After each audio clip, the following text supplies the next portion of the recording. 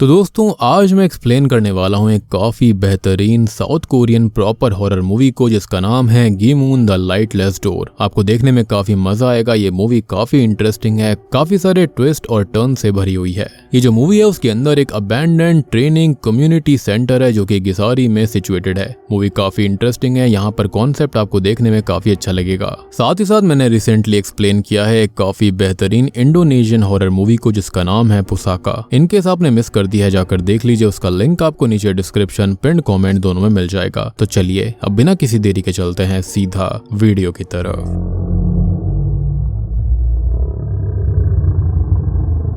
तो कहानी की शुरुआत होती है जहां पर हमको बताया जाता है कि कुछ लोगों की आत्माएं उसी जगह पर रह जाती है जहां पर उस शख्स की मौत होती है और ऐसे में ये आत्माएं भटकती आत्मा बन जाती हैं। लेकिन इन रूहों को या फिर आत्माओं को मुक्त करने के लिए एक एंशिएंट इंडियन डैगर का इस्तेमाल किया जाता है, जिसका इस्तेमाल तिब्बतियन शेमन्स एक्सॉर्सिज्म के दौरान भी करते थे। जिसके बाद हमें एक पोर्टल के बारे में बताया जाता है जिसका नाम गीमून पोर्टल है, जो कि मरे हुए और जिंदा लोगों की दुनिया को जोड़ता है। जिसके बाद हम एक अबैंडन्ड कम्युनिटी सेंटर के अंदर कुछ वर्कर्स को काम करते देखते हैं। उनमें से एक वर्कर दीवारों को तोड़ रहा था कि इसी बीच उसे कुछ ऐसा दिखता है जिसको देखकर वो काम रोक देता है। उसका साथी उससे काम को जारी रखने के लिए कहता है, लेकिन दीवार के अंदर से उसे एक लड़की की चिनी हुई लाश मिलती है जो कि काफी ज्यादा टेरिफाइंग था। अब ये सब देखकर ये लोग डर जाते हैं। जिसके बाद सीन चेंज होता है। उस बिल्डिंग के बारे में सभी को पता चल चुका था और इस पूरी घटना को खबर में बताया जा रहा था कि वहां पर एक लड़की की लाश मिली है। खबर के जरिए हमको बताया जाता है कि जो बॉडी कम्युनिटी सेंटर से मिली है वो अभी भी वेल प्रिजर्व्ड है। साथ ही साथ ये बॉडी जो थी वो पास्ट में ही घटित कुछ ग्रूसम खूनों से रिलेटेड थी जो कि एक सीरियल किलर द्वारा किए गए। अब इस खबर को वो वर्कर भी देख रहा था जिसको उस लड़की की लाश मिली थी, लेकिन उस हादसे के बाद से ये व्यक्ति पागल सा हो चुका था। उसे कुछ न कुछ दिखाई दे रहा था और इसी वजह से वो खुद को खत्म कर लेता है। जिसके बाद सीन आता है साल 1998 में, यानी कि 1998 में, जहां पर उसी कम्युनिटी सेंटर के बाहर एक शेमन रिचुअल कर रही थी। उस शेमन के हाथों में एक एंशिएंट डैगर भी था और रिचुअल के दौरान वो अपनी कॉन्शियसनेस को कम्युनिटी सेंटर की बिल्डिंग के अंदर भेज देती है। बिल्डिंग के अंदर उसको एक गेस्ट बुक मिलती है जो कि 1990 की थी, जिसके अंदर वहां पर आए हुए लोगों के नाम थे। अब वो उस गेस्ट बुक को चेक करने लगती है कि तभी कुछ आत्माएं उसको जकड़ लेती हैं और शेमन को जान से मारने लगती हैं। लेकिन खत्म होने से पहले वो शेमन उस नोटबुक का एक पन्ना फाड़ लेती है, जिसके बाद में वो जिंदा नहीं बचती। खैर अब यहाँ से हम इतना समझ पाते हैं कि उस बिल्डिंग के अंदर एक नहीं बल्कि कई आत्माओं का साया था। शायद वहां पर कुछ बहुत ही बुरा घटित हुआ था। एनीवेज अब सीन 4 साल बाद आगे जाता है, यानी कि फरवरी 2002 में, जहां पर हम दोजिन नाम के एक लड़के को देखते हैं। अब मैं आपको यहाँ पर बताना चाहूंगा कि दोजिन असल में उसी शेमन का बेटा है जो कि रिचुअल के दौरान खत्म हो गई थी। खत्म होने से पहले शेमन ने दोजिन से कहा भी था कि अगर वो अपने इस काम को करने में असफल होती है तो उसकी जगह ये काम उसे करना होगा। दरअसल दोजिन कभी भी शेमन नहीं बनना चाहता था, लेकिन फिलहाल वो एक साइकिक था क्योंकि उसके पास उसकी माँ की दी हुई कुछ शक्तियां हैं। खैर वो एक लड़के से उस बिल्डिंग में हुई घटनाओं की कुछ न्यूज़पेपर कटिंग और वहाँ की केस की फाइल मंगवाता है, जिसके बाद वो अपने काम पर लग जाता है और हमको पता चलता है कि कुछ साल पहले एक सीरियल किलर जिसका नाम किम था, उसने कई लोगों को उस बिल्डिंग में मौत के घाट उतार दिया था। जिसके बाद से उन सभी लोगों की आत्माएं भी उसी बिल्डिंग के अंदर फंसकर रह गई और उन्हीं आत्माओं को शेमन मुक्त करना चाहती थी, जिसके अंदर वो असफल रही। अब ये काम दोजिन खुद करेगा। जिसके बाद में सीन 11 फरवरी 2002 पर आता है। दरअसल 12 फरवरी को लूनर न्यू ईयर होता है और लूनर न्यू ईयर के दिन ही गीमून पोर्टल खुलता था जो कि आत्माओं और इंसानों को एक साथ जोड़ सकता, और उसी दौरान दोजिन को ये काम करना होगा। और दोजिन ऑलरेडी इस बारे में जानता था। उसकी माँ ने उसको सब कुछ ऑलरेडी बताया हुआ था, लेकिन दोजिन को उसकी बहन कॉल करके रोकती है क्योंकि वो अपने भाई को अपनी माँ की तरह ही खोना नहीं चाहती थी। लेकिन दोजिन ने मन बना लिया था कि वो अपनी माँ के अधूरे काम को पूरा कर रहेगा, क्योंकि इसके बाद ही उसकी माँ की आत्मा को शांति मिलेगी। खैर थोड़ी देर में दोजिन उस अबैंडन्ड बिल्डिंग में पहुंच जाता है। वो अपने साथ एक मैप भी लेकर आया था जो कि कम्युनिटी सेंटर बिल्डिंग का ही था। जिसके बाद वो अंदर जाता है जहाँ पर उसको एक दरवाजा मिलता है और इस दरवाजे को देखकर दोजिन समझ गया था कि ये वही गीमून पोर्टल है। अब तभी दोजिन कुछ मंत्र चैंट करता है जिसका मतलब उसने अपने आप को आत्माओं की दुनिया से जोड़ लिया था। खैर इसके बाद वो आगे बढ़ जाता है और आगे जाने पर उसको एक दीवार पर कुछ लिखा हुआ मिलता है। वहाँ पर लिखा हुआ था कि वो यहाँ है, यानी कि MPD गोस्ट यही है। और आपको ये MPD गोस्ट वर्ड याद रखना होगा जिसका मतलब हमें आगे पता चलेगा। खैर इसके बाद वो ऊपर जाने लगता है और जाते वक्त उसे दीवार पर एक हाथ का निशान भी मिलता है जो कि बिल्कुल उसी के हाथ के साइज का था। जिसके बाद वो मैप देखते हुए हुए आगे बढ़ता है और आगे बढ़कर वो मेंटेनेंस ऑफिस पहुंच जाता है, जहां से उसे वही 1990 की गेस्ट बुक मिलती है जिसका एक पन्ना गायब था। और वो पन्ना दोजिन के पास था, जो कि उसकी माँ के द्वारा उसको मिला होगा या फिर उसकी आत्मा ने दिया होगा, कुछ भी हो सकता है। खैर इसी बीच कोई आत्मा वहां पर आने लगती है जिसको देखकर दोजिन छिप गया था। खैर अब यहीं से सीन 1996 पर आता है, जहां पर हम 3 कॉलेज स्टूडेंट्स हायंग, तेहून और वॉन्जे को देखते हैं। वो लोग कम्युनिटी सेंटर वाली बिल्डिंग में वीडियो शूट करने आए थे, क्योंकि उस समय इस बिल्डिंग के हॉन्टेड होने के काफी किस्से शहर के अंदर फैले हुए थे। वो वीडियो असल में एक कॉन्टेस्ट के लिए बना रहे थे, और अगर वो इस वीडियो के जरिए कॉन्टेस्ट में जीत गए तो उनको ढेर सारे पैसे मिलने वाले थे। लेकिन उनको ये नहीं पता था कि उन्होंने यहाँ पर आकर कितनी बड़ी गलती करी है। खैर अब यहाँ पर वॉन्जे कैमरा हायंग की तरफ करता है कि तभी वो कैमरा ग्लिच होने लगता है, लेकिन इस पर वो ध्यान नहीं देते। इसी बीच ये तीनों हंसी मजाक कर रहे थे, लेकिन तभी उन्हें एक बहुत ही अजीब सी थर्ड साउंड सुनाई देती है, और इसी चीज को वो मजाक में भी लेते हैं। जिसके बाद ये तीनों ऊपर छत पर जाते हैं, जहां जाकर वो लोग हायंग को शूट करने लग गए थे, और उनके पास सिर्फ 4 ही मिनट थे शूट करने के लिए, क्योंकि 4 मिनट के बाद 12 बजने वाले थे और अगला दिन मतलब कि 19 फरवरी आ जाता, जिस दिन लूनर न्यू ईयर 1996 में होने वाला था। खैर हायंग बताती है कि कई सालों पहले बिल्डिंग के कस्टोडियन ने कुछ गेस्ट और ओनर को एक शवल की मदद से खत्म कर दिया था, और ये सभी चीज उसने तीसरे फ्लोर पर की थी। उसने ऐसा क्यों किया, इसका रीजन अभी भी अननोन है, क्योंकि लोगों को खत्म होने के बाद उसने खुद को भी खत्म कर लिया था। यानी कि इस राज पर से पर्दा कभी उठ नहीं पाया। लेकिन हुआ ये कि उसके बावजूद भी यहाँ पर मौतें कभी रुकी नहीं,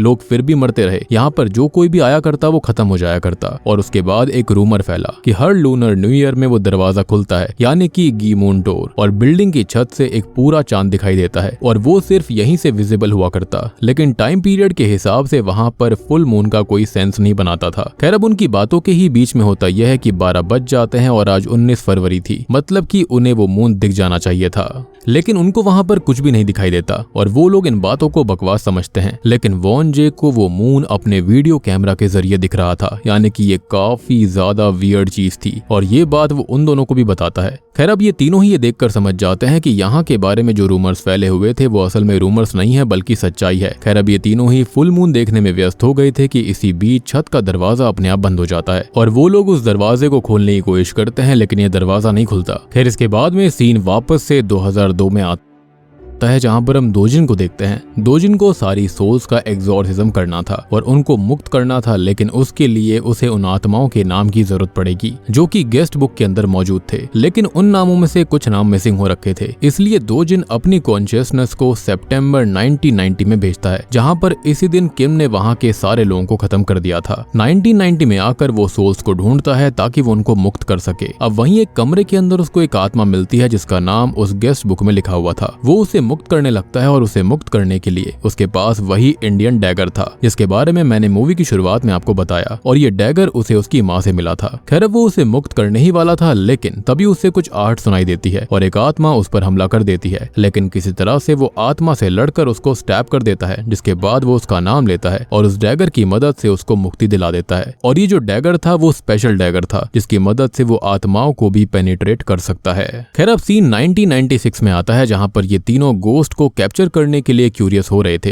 वो 3rd फ्लोर पर जाते हैं जहां पर किम ने अपने काम को अंजाम दिया था। अब ये लोग वहीं पर शूट कर रहे थे कि तभी उन्हें कुछ अजीब सी आवाज आने लगती है कि इसी बीच हायंग वो कैमरा लेकर भाग जाती है। वो दोनों उसको पकड़ने की कोशिश करते हैं और आगे जाकर वो हायंग को जमीन पर बैठा देखते हैं। हायंग कैमरा लेकर इसलिए भागी थी ताकि वो साबित कर सके कि वो स्ट्रॉन्ग है और डरती नहीं है। साथ ही साथ उसने उस अजीब सी आवाज के बारे में भी पता लगा लिया था। दरअसल जमीन पर पड़ा हुआ कारपेट फट चुका था और हवा की वजह से वो हिल रहा था, और ये आवाज उसी कारपेट की थी। ये सुनकर वो लोग चैन की सांस लेते हैं, लेकिन तभी उनको एहसास होता है कि वहां तो कोई हवा चली नहीं रही है, वो जगह तो बिल्कुल पैक्ड हो रखी थी। और अब वो तीनों ही डरने लगते हैं। उनका सारा हंसी मजाक 1 सेकंड में निकल जाता है। अब तेहून और वॉन्जे कैमरा के अंदर देखते हैं, जहां पर उनको हायंग डरावनी दिखाई देती है, और ये देखकर वो काफी डर जाते हैं। इसके बाद हायंग खुद को कैमरा में देखती है और उसे उसका चेहरा खून से लथपथ दिखाई देता है, जिसको देखकर वो काफी घबरा गई थी। अब उन लोगों को एहसास हो चुका था कि यहाँ पर आकर उन्होंने कितनी बड़ी गलती करी है। वो लोग वहाँ से भागने लगते हैं जहाँ पर हायंग पीछे रह जाती है, लेकिन उसके बाद हायंग उनके पास आती है और उनको लग रहा था कि वो पजेस्ड है, लेकिन ऐसा नहीं था। खैर वो वहाँ से निकलने लगते हैं, लेकिन वॉन्जे वहीं पर रुक जाता है क्योंकि उसे अपना कैमरा वापस चाहिए था। वो कैमरा लेने के लिए आगे बढ़ता है, लेकिन उसे अजीब सी आवाजें आने लगती हैं जिससे कि वो काफी डर गया था। तभी वहाँ पर हायंग और तेहुन मिलते हैं, लेकिन वो तो नीचे गए थे, तो फिर वो दोबारा से तीसरे फ्लोर पर कैसे आ गए। तभी उनको एहसास हो जाता है कि वो लोग असल में तीसरे फ्लोर से नीचे जा ही नहीं पा रहे थे। वो लोग असल में एक लूप में फंस चुके थे क्योंकि सारा का सारा कांड तीसरे फ्लोर पर ही हुआ था। दूसरी ओर हम 1990 के अंदर दोजिन की कॉन्शियसनेस को देखते हैं कि तभी उसे किसी के चिल्लाने की आवाज आती है और वो वॉन्जे की आवाज थी। वॉन्जे की आवाज सुनकर वो उससे उसके बारे में पूछता है। तब वॉन्जे बताता है कि वो लोग खतरे में हैं और तब दोजिन उसे कहीं पर छुपने के लिए कहता है। अब यहाँ पर आप लोगों को कंफ्यूजन हो रही होगी कि आखिर ये चल क्या रहा था। वॉन्जे तो यहाँ पर 1996 में गया था, जिसके बाद उसने अपनी कॉन्शियसनेस को 1990 में भेजा। तो दोस्तों यहाँ पर मैं आपको बताना चाहूंगा कि यहाँ पर सारा का सारा वक्त एक हो चुका था। यहाँ पर 1996, 1990 या फिर कुछ और मैटर नहीं करता, यहाँ पर सब कुछ मर्ज हो चुका था और असल में ये सब उसी गीमून डोर की वजह से हुआ था। यानी कि गीमून डोर जो है वो खाली आत्माओं को और इंसानों को जोड़ता नहीं है, बल्कि वो वक्त को भी एक कर देता है। खैर दोजिन 304 रूम नंबर में जाता है जहाँ पर वो दो आत्माओं को ढूंढने लगता है उनको मुक्त करने के लिए, लेकिन उसे वहाँ पर कोई नहीं मिलता। तब उसे क्लोजेट के अंदर एक लड़की मिलती है। वो उससे उसका नाम पूछता है, लेकिन वो अपना नाम नहीं बताती। तब दोजिन उसको एक कैंडी देता है जिस पर वो अपना नाम युन मीरिन बताती है, लेकिन ऐसी कोई लड़की उस बिल्डिंग में होनी ही नहीं चाहिए थी। और तो और मीरिन नाम की कोई भी एंट्री उस गेस्ट बुक में कभी भी नहीं थी। खैर ये जो कुछ भी हो, दोजिन उसे मुक्त करना चाहता था, लेकिन तभी वहाँ की लाइट्स ऑफ हो जाती हैं और मीरिन उसके सामने अपना डरावना रूप लेकर आती है, जिसके बाद ढेर सारी आत्माएं दोजिन को पकड़कर उसी तरह से खत्म करने लगती हैं जिस तरह से दोजिन की माँ को खत्म करा गया था। लेकिन दोजिन जो होता है वो किसी तरह से खुद को आजाद करता है और वहाँ से जाने लगता है, लेकिन तभी उसे जमीन में से एक मिसिंग पोस्टर मिलता है जो कि मीरिन का ही था। दूसरी ओर ये तीनों स्टूडेंट जो होते हैं वो वहां से निकलने की कोशिश कर रहे थे, लेकिन वो बार बार एक ही फ्लोर यानी कि थर्ड फ्लोर पर आ जाया करते, जिसके बाद वो लोग फर्स्ट फ्लोर पर पहुंचते हैं जहां पर गीमून डोर था, लेकिन वो दरवाजा वहां से गायब हो गया था और अब उनको समझ में नहीं आता कि वो यहाँ से कैसे जाएंगे। तब तेहुन कहता है कि उन्हें छत से किसी तरह से नीचे जाना होगा और उनके पास यही एक रास्ता है। वो बात कर ही रहे थे कि तभी उन्हें कुछ आवाज आती है जैसे कि कोई उनकी तरफ बढ़ रहा हो। वो देखते हैं कि वो किम की आत्मा थी जिसके हाथों में वो शवल था। खैर अब इस खौफनाक मंजर को देखकर ये तीनों चिल्लाते हैं और मीनवाइल दोजिन 304 रूम नंबर से बाहर निकलता है और वहां से जाने लगता है, लेकिन घूम फिर कर दोजिन भी वहीं पर आ रहा था, मतलब कि अब वो भी लूप में फंस गया था। इसी बीच किम की आत्मा उसके पास आने लगती है जिससे दोजिन लड़ने लगता है। तभी किम की आत्मा दोजिन को जोर से उसी शवल से मारती है जिससे कि वो वहीं पर गिर जाता है। कि तभी उसे उसकी माँ का सपना आता है जब उनकी मौत हुई थी और तभी किम वहां से गायब हो जाता है। दोजिन अपनी माँ को आवाज लगाने लगता है, लेकिन इसी बीच दोजिन को किम की आवाज आती है। दोजिन अपना डैगर उठाकर तैयार था, लेकिन इसी बीच मीरिन आकर उसको रोक देती है। वो कहती है कि अगर वो वहां पर गया तो खत्म हो जाएगा। दोजिन उसकी बात मान लेता है क्योंकि वो ऑलरेडी घायल था और उसके सर से खून आ रहा था। खैर मीरिन उसे अपने साथ ले जाती है और जाते हुए दोजिन अपने हाथ दीवार पर रखता है जिससे कि उसके हाथ का निशान उस दीवार पर लग गया था। और जब दोजिन बिल्डिंग में आया था तब आपको याद होगा कि उसे भी एक हाथों का निशान दीवार पर मिला था, जो कि असल में किसी और का नहीं बल्कि खुद दोजिन का ही था। यानी कि आपको समझ में आया होगा कि यहाँ पर टाइम बिल्कुल अलग तरह से चल रहा था। दूसरी ओर हम उन तीनों को डर कर भागते हुए देखते हैं और तब हायंग कहती है कि उन्हें सुबह होने तक कहीं पर छुप जाना चाहिए और इसी बीच उनको कुछ और आवाजें आती हैं जिसको सुनकर वो वहां से भागते हैं, लेकिन हायंग वहीं पर रह गई थी। दूसरी ओर मीरिन दोजिन को रूम नंबर 204 में लेकर आती है और 204 के बाहर तेहुन और वॉन्जे भी था। अब यहाँ वॉन्जे के ऊपर एक काला लिक्विड गिरने लगता है जिसके बाद एक साथ उसके ऊपर ढेर सारा यही काला लिक्विड गिरता है जिसके नीचे आकर वो खत्म हो जाती है। ये देखकर तेहुन काफी डर गया था। मीनवाइल दोजिन मीरिन से उसके बारे में पूछता है कि वो कैसे मिसिंग हो गई थी। तब वो बताती है कि वो कभी मिसिंग नहीं हुई थी, वो हमेशा से इसी बिल्डिंग में थी। जिसके बाद हम मीरिन की बैक स्टोरी देखते हैं। असल में जब मीरिन जिंदा थी तब उसके पिता किम उसको रोज फिजिकली अब्यूज करते थे और वो उससे रहम की भीख मांगती, लेकिन वो तब भी नहीं रुकता। वो जल्लाद था जिससे कि मीरिन जो थी वो मेंटली इल होने लगी थी, बीमार होने लगी थी और उसके ट्रॉमा और स्ट्रेस की वजह से उसे मल्टीपल पर्सनैलिटी डिसऑर्डर हो गया था। और आप सबने ये बात तो सुनी होगी कि हर इंसान की दो साइड्स होती हैं, वैसे ही मीरिन की एक अच्छी इनोसेंट साइड थी और एक थी इविल साइड। उसकी इविल साइड ने ही किम को धमकी दी थी कि अगर वो उसको दोबारा मारेगा तो वो उसको खत्म कर देगी, और इस चीज से दहशत में आकर किम ने अपनी ही बेटी को जिंदा दीवार में चिन दिया था। लेकिन इसके बाद जो कुछ हुआ वो काफी खतरनाक था।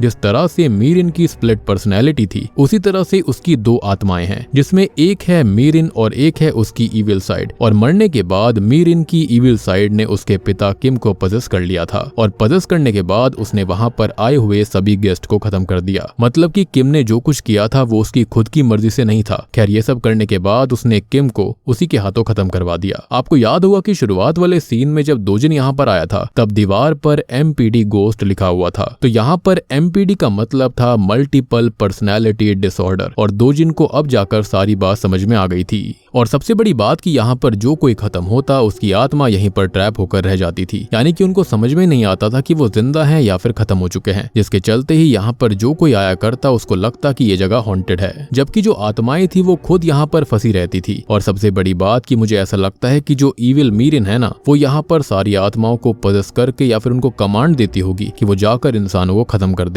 दूसरी ओर हायंग उस जगह पर पहुंच जाती है जहां पर मीरिन को दीवार के अंदर चुनकर ही मार दिया गया था, और तभी उस दीवार के अंदर से मीरिन की इविल आत्मा आती है जो कि हायंग पर हमला कर देती है। और दूसरी ओर दोजिन मीरिन से उसकी इविल साइड वाली आत्मा का नाम पूछने लगता है, लेकिन मीरिन उसका नाम नहीं ले पाती। तब दोजिन उससे सख्ती से पूछता है, लेकिन तभी मीरिन की इविल आत्मा मीरिन की आत्मा पर हावी हो जाती है और वो दोजिन को दूर फेंक देती है, यानी कि उसकी इविल पर्सनैलिटी इनोसेंस के ऊपर भारी पड़ गई थी। जिसके बाद दोजिन बेहोश हो जाता है।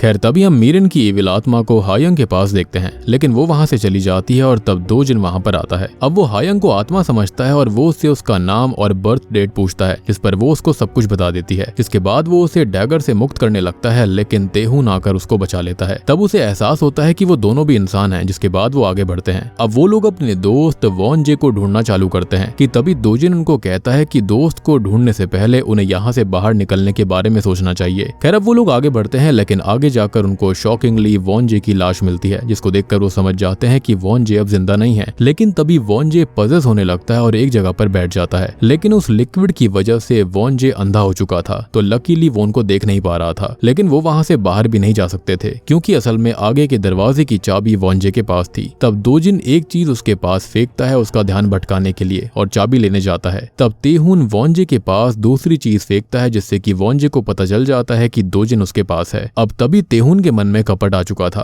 वो चाबी लेकर अकेला ही वहां से निकलने लगता है। तब दोजिन जो होता है वो किसी तरह से वॉन जे से पीछा छुड़वाकर वहां से बचकर तेहून के पास आता है। अब वो तेहून की इस हरकत से काफी नाराज था। जिसके बाद वो आगे बढ़ते हैं, जहां पर अचानक से तेहून को कुछ हो जाता है और वो दीवार पर लिखने लगता है कि MPD गोस्ट यहाँ पर है, मतलब कि ये सब तेहून ने ही लिखा था। और ये देखकर दोजिन हायंग से आज की डेट पूछता है। तब वो बताती है कि आज है 19 फरवरी 1996। ये सुनकर दोजिन समझ जाता है कि हायंग और तेहून ऑलरेडी खत्म हो चुके हैं और उन्हें तो उसके साथ भी नहीं होना चाहिए था। मतलब कि आपको समझ में आ चुका होगा कि 1996 में जब ये तीनों लोग यहाँ पर आए थे तो इनकी मौत हो चुकी है ऑलरेडी। और जो प्रेजेंट टाइम है वो किसी और का नहीं बल्कि वो दोजिन का ही है, क्योंकि वो 2002 में इस बिल्डिंग के अंदर आया था। लेकिन दरवाजा यानी कि गीमून डोर की वजह से वक्त एक हो चुका था, तो बेसिकली वो यहाँ पर इनकी स्पिरिट्स को देख पा रहा है। और हमको साथ ही साथ 1996 में क्या हुआ था वो भी दिखाया जा रहा था कि यहाँ पर चीजें काम कैसे करती हैं। खैर, अब ये जानने के बाद कि ये सभी खत्म हो चुके हैं, दोजिन डैगर से हायोंग को मुक्त करने के लिए आगे बढ़ता है, लेकिन हायोंग उसे दूर रहने के लिए कहती है और तब जाकर वो उसको रियलिटी चेक देते हुए कहता है कि वो ऑलरेडी खत्म हो चुकी है। ये सुनकर हायोंग को उस पर विश्वास नहीं होता और वो उसे कहती है कि वो जिंदा है। लेकिन तभी हायोंग की आंखों से वो काला लिक्विड निकलने लगता है और यहाँ पर हायोंग दोजिन पर हमला कर देती है, ये कहते हुए कि वो जिंदा है और वो झूठ बोल रहा है। दोजिन उसको समझाता है कि अगर उसने ऐसा नहीं किया तो वो इसी बिल्डिंग के अंदर फंस कर रह जाएगी, जो कि वो कर रह भी चुकी है। लेकिन तभी पीछे से आकर तेहून दोजिन को स्टैब करता है, क्योंकि अब वो पागल सा होता जा रहा था। दरअसल मीरिन की इविल साइड ने उससे ये सब करने के लिए कहा था और उसने उससे वादा किया है कि अगर वो दोजिन को खत्म कर देगा तो वो उसे यहाँ से आजाद कर देगी। बेसिकली यहाँ पर मीरिन की इविल साइड को डर था कि दोजिन उसको खत्म कर सकता है, जिसकी वजह से वो ऐसा कर रही है,